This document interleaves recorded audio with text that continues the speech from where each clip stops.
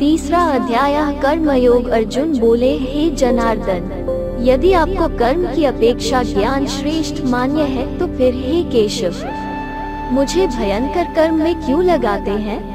आप मिले हुए वचनों से मेरी बुद्धि को मानो मोहित कर रहे हैं, इसलिए उस एक बात को निश्चित करके कहिए जिससे मैं कल्याण को प्राप्त हो जाऊं। श्री भगवान बोले, हे निष्पाप, इस लोक में दो प्रकार की निष्ठा मेरे द्वारा पहले कही गई है। उनमें से सांख्य योगियों की निष्ठा तो ज्ञान योग से और योगियों की निष्ठा कर्म योग से होती है। मनुष्य न तो कर्मों का आरंभ किए बिना निष्कर्मता को यानी योग निष्ठा को प्राप्त होता है और न कर्मों के केवल त्याग मात्र से सिद्धि यानी सांख्य निष्ठा को ही प्राप्त होता है।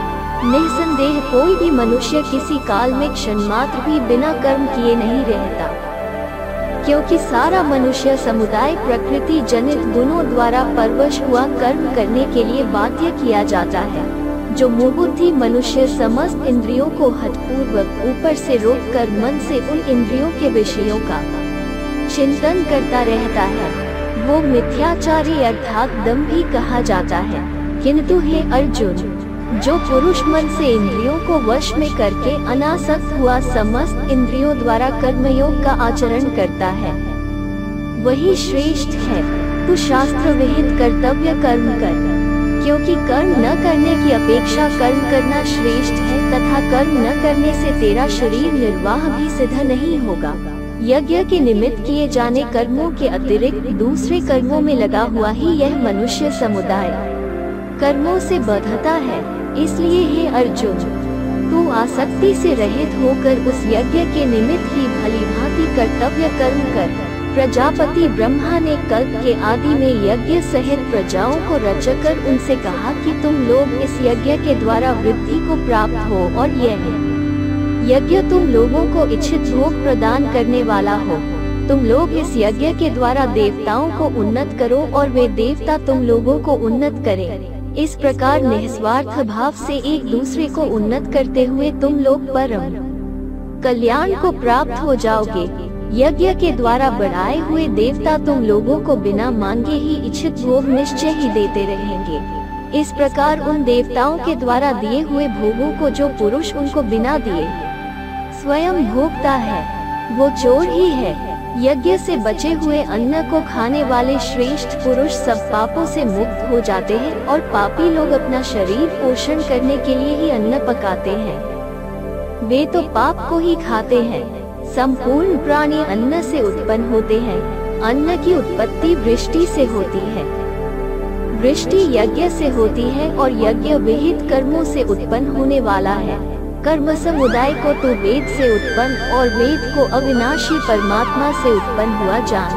इससे सिद्ध होता है कि सर्वव्यापी परम अक्षर परमात्मा सदा ही यज्ञ में प्रतिष्ठित है। हे पार्थ, जो पुरुष इस लोक में इस प्रकार परंपरा से प्रचलित सृष्टि चक्र के अनुकूल नहीं बरतता अर्थात अपने कर्तव्य का पालन नहीं करता, वो इंद्रियों के द्वारा भोगों में रमण करने वाला पापायु पुरुष व्यर्थ ही जीता है। परंतु जो मनुष्य आत्मा में ही रमण करने वाला और आत्मा में ही तृप्त तथा आत्मा में ही संतुष्ट है, उसके लिए कोई कर्तव्य नहीं है। उस महापुरुष का इस विश्व में न तो कर्म करने से कोई प्रयोजन रहता है और न कर्मों के न करने से ही कोई प्रयोजन रहता है तथा संपूर्ण प्राणियों में भी इसका किंचिमात्र भी स्वार्थ का संबंध नहीं रहता।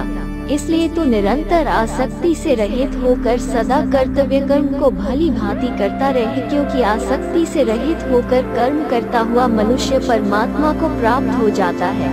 जनकादि ज्ञानी जन भी आसक्ति रहित कर्म द्वारा ही परम सिद्धि को प्राप्त हुए थे। इसलिए तथा लोक संग्रह को देखते हुए भी तू कर्म करने को ही योग्य है, अर्थात तुझे कर्म करना ही उचित है। श्रेष्ठ पुरुष जो जो आचरण करता है, अन्य पुरुष भी वैसा वैसा ही आचरण करते हैं। वो जो कुछ प्रमाण कर देता है, समस्त मनुष्य समुदाय उसके अनुसार बरतने लग जाता है। हे अर्जुन, मुझे इन तीनों लोकों में न तो कुछ कर्तव्य है न ही कोई भी प्राप्त करने योग्य वस्तु अप्राप्त है, तो भी मैं कर्म में ही बरतता हूँ। क्योंकि हे पार्थ, यदि कदाचित मैं सावधान होकर कर्मों में न बरतूं तो बड़ी हानि हो जाए, क्योंकि मनुष्य सब प्रकार से मेरे ही मार्ग का अनुसरण करते हैं। इसलिए यदि मैं कर्म न करूं तो ये सब मनुष्य नष्ट भ्रष्ट हो जाए और मैं संकटता का करने वाला हूँ तथा इस समस्त प्रजा को नष्ट करने वाला बनूं। हे भारत, कर्म में आसक्त हुए अज्ञानी जन जिस प्रकार कर्म करते हैं, आसक्ति रहित विद्वान भी लोक संग्रह करना चाहता हुआ उसी प्रकार कर्म करे। परमात्मा के स्वरूप में अटल स्थित हुए ज्ञानी पुरुष को चाहिए कि वो शास्त्र विहित कर्मों में आसक्ति वाले अज्ञानियों की बुद्धि में भ्रम अर्थात कर्मों में अश्रद्धा उत्पन्न न करे, किंतु स्वयं शास्त्र विहित समस्त कर्म भलीभांति करता हुआ उनसे भी वैसे ही करवावे। वास्तव में संपूर्ण कर्म सब प्रकार से प्रकृति के गुणों द्वारा किए जाते हैं, तो भी जिसका अंतःकरण अहंकार से मोहित हो रहा, ऐसा अज्ञानी मैं करता हूँ ऐसा मानता है। परंतु हे महाबाहो, गुण विभाग और कर्म विभाग के तत्व को जानने वाला ज्ञान योगी संपूर्ण गुण ही गुणों में बरत रहे हैं, ऐसा समझकर उनमें आसक्त नहीं होता। प्रकृति के गुणों से अत्यंत मोहित हुए मनुष्य गुणों में और कर्मों में आसक्त रहते हैं। उन पूर्णतया न समझने वाले मन बुद्धि अज्ञानियों को पूर्णतया जानने वाला ज्ञानी विचलित न करे।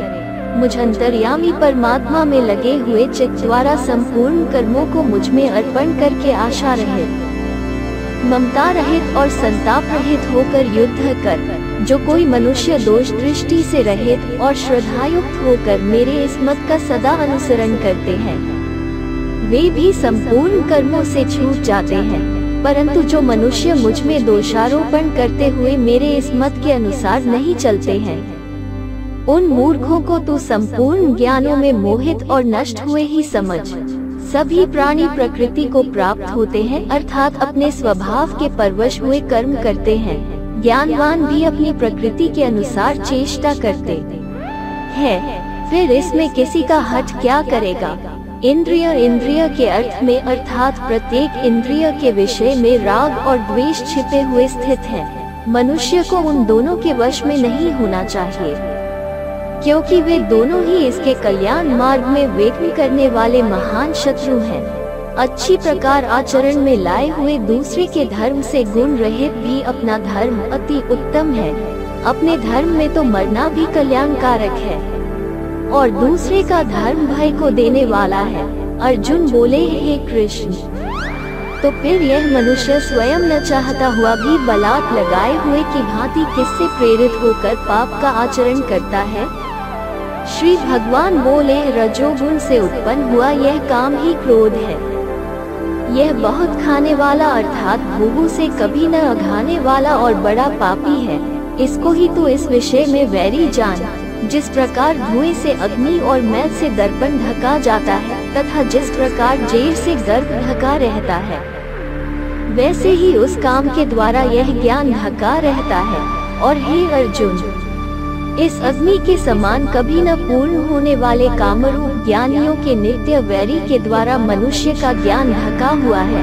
इंद्रियां, मन और बुद्धि ये सब वास स्थान कहे जाते हैं। यह काम इन मन, बुद्धि और इंद्रियों के द्वारा ही ज्ञान को आच्छादित करके जीवात्मा को मोहित करता है। इसलिए हे अर्जुन, तू पहले इंद्रियों को वश में करके इस ज्ञान और विज्ञान का नाश करने वाले महान पापी काम को अवश्य ही बलपूर्वक मार डाल। इंद्रियों को स्थूल शरीर से पर यानी श्रेष्ठ, बलवान और सूक्ष्म कहते हैं। इन इंद्रियों से पर मन है, मन से भी पर बुद्धि है और जो बुद्धि से भी अत्यंत पर है वो आत्मा है।